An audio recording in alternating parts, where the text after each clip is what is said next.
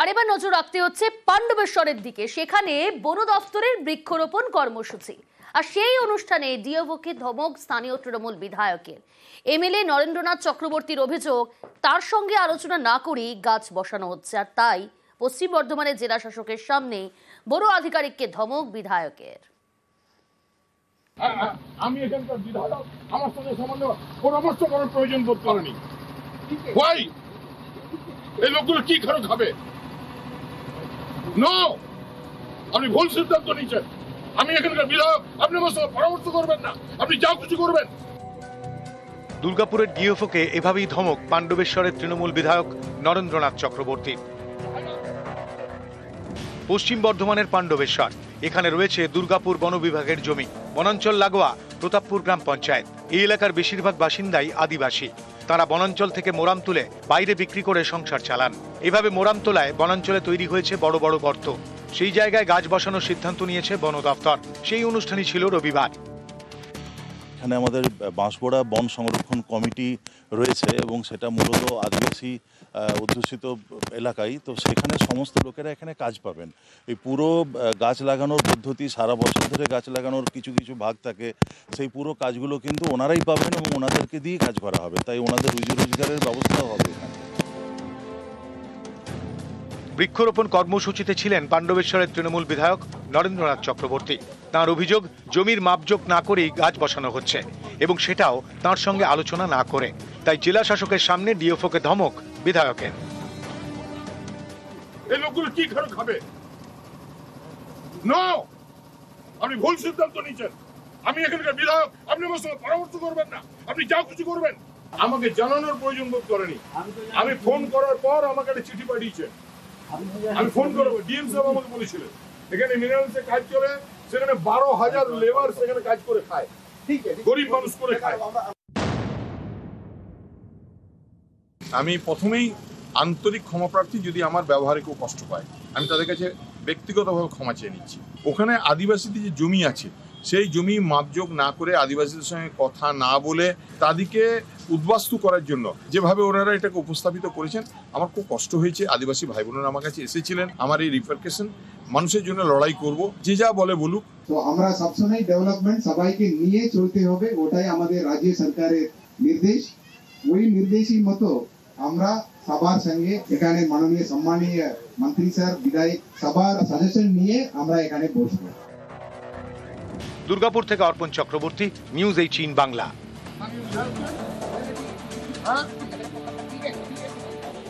আসছে পরবর্তী খবরে। স্ত্রীর লক্ষ্যের ভান্ডারের টাকা স্বামীর অ্যাকাউন্টে। স্বামীর দাবি তিনি বিডিও অফিসে গিয়ে জানিয়েছেন, কিন্তু তা সত্ত্বেও 1 বছর ধরে তার অ্যাকাউন্টেই জমা পড়ছে লক্ষ্যের ভান্ডারের টাকা। এমনই চাঞ্চল্যকর অভিযোগ কোচবিহারের মাথা ভাঙায়।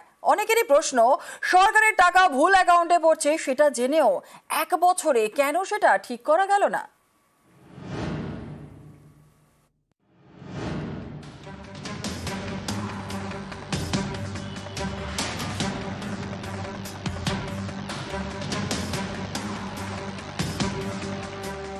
লক্ষ্মীর ভান্ডার, মাসে মাসে মহিলাদের অ্যাকাউন্টে টাকা দেয় রাজ্য সরকার, কিন্তু কোচবিহারের মাথা ভাঙায় অন্য গল্প। স্ত্রীর ব্যাংক অ্যাকাউন্ট না থাকায় স্বামীর অ্যাকাউন্ট নাম্বার দিয়ে লক্ষ্মীর ভান্ডারের জন্য আবেদন করা হয়। তারপর থেকে গত 1 বছর ধরে স্ত্রীর লক্ষ্মীর ভান্ডারের টাকা ঢুকছে স্বামীর অ্যাকাউন্টে। ফর্ম ফিল আপ করছিল আপনার বউ, কিন্তু আপনার বউ পাচ্ছে না, আপনার অ্যাকাউন্টে টাকা ঢুকছে 1 বছর থেকে। তো আপনার অ্যাকাউন্টে ঢুকছে যে? সমস্যা সমাধানের জন্য গেছিলাম, সমাধান হয়নি। কোথায় গিয়েছিলেন? ভিডিও। লক্ষ্মীর ভান্ডারের টাকা পাওয়ার প্রথম শর্ত, আবেদনকারীকে একজন মহিলা হতে হবে। দ্বিতীয় শর্ত, আবেদনকারী মহিলার নামে ব্যাংক অ্যাকাউন্ট থাকতে হবে। এখানেই প্রশ্ন উঠছে, তাহলে মাথা ভাঙায় স্ত্রীর লক্ষ্মীর ভান্ডারের টাকা স্বামীর অ্যাকাউন্টে ঢুকলো কিভাবে? তাও 1 বার 2 বার নয়, 1 বছর ধরে। নাজির উদ্দিনের দাবি, একাধিকবার বিডিও অফিসে গিয়ে তিনি এ বিষয়ে জানিয়েছেন, কিন্তু তারপরেও তার অ্যাকাউন্টেই লক্ষ্মীর ভান্ডারের টাকা জমা পড়ছে। সমস্যা সমাধানের জন্য গেছিলাম, সমাধান হয়নি। কোথায় গিয়েছিলেন? ভিডিও। মৌখিকভাবে বলেছেন? লক্ষ্মীর ভান্ডার ঢুকছে সেটা বলেছেন। আমার অ্যাকাউন্টে লক্ষ্মীর ভান্ডারটা ঢুকতেছে, কি এটা কি সমস্যা সমাধান করা সর্বোদয় সমাধান নয়, আমাদের পরে কোনো অসুবিধা হতে পারে, এটা মজুর টাকা খতিয়ে দেখে ব্যবস্থা নিচ্ছি। আমরা দেখছি ওনার লক্ষ্মীর ভান্ডার টাকা কোন অ্যাকাউন্টে ঢুকছে, ওনার অ্যাকাউন্ট না ওনার হাজবেন্ডের অ্যাকাউন্টে ঢুকছে, আমরা তা খতিয়ে দিচ্ছি।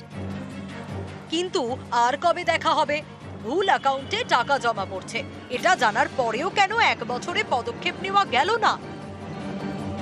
কোচবিহার থেকে রাজেশ দাস, নিউজ 18 বাংলা। খোয়া যায়নি 17 বুলা চৌধুরী পদ্মশ্রী। তিনি জানিয়েছেন পদ্মশ্রী পদকটি রয়েছে তাঁর কসবার বাড়িতে।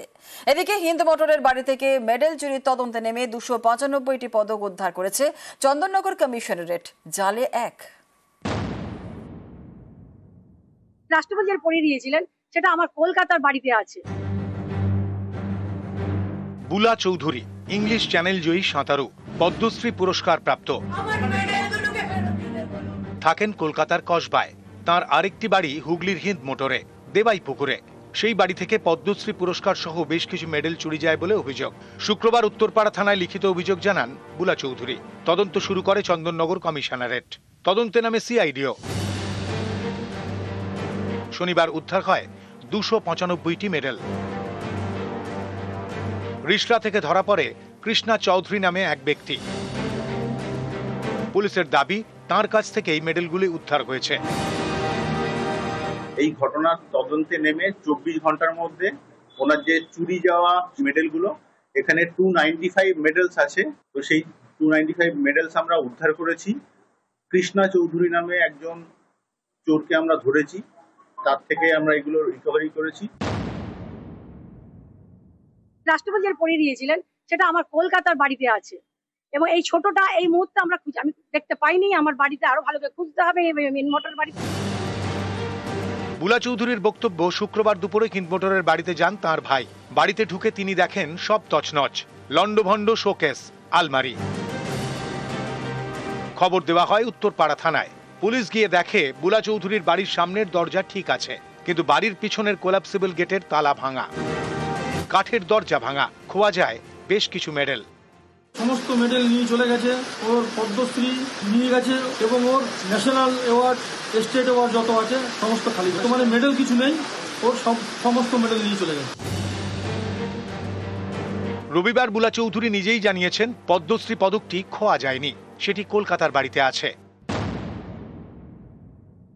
রাষ্ট্রপতি যে পড়িয়ে দিয়েছিলেন সেটা আমার কলকাতার বাড়িতে আছে। নিউজ 18 বাংলা।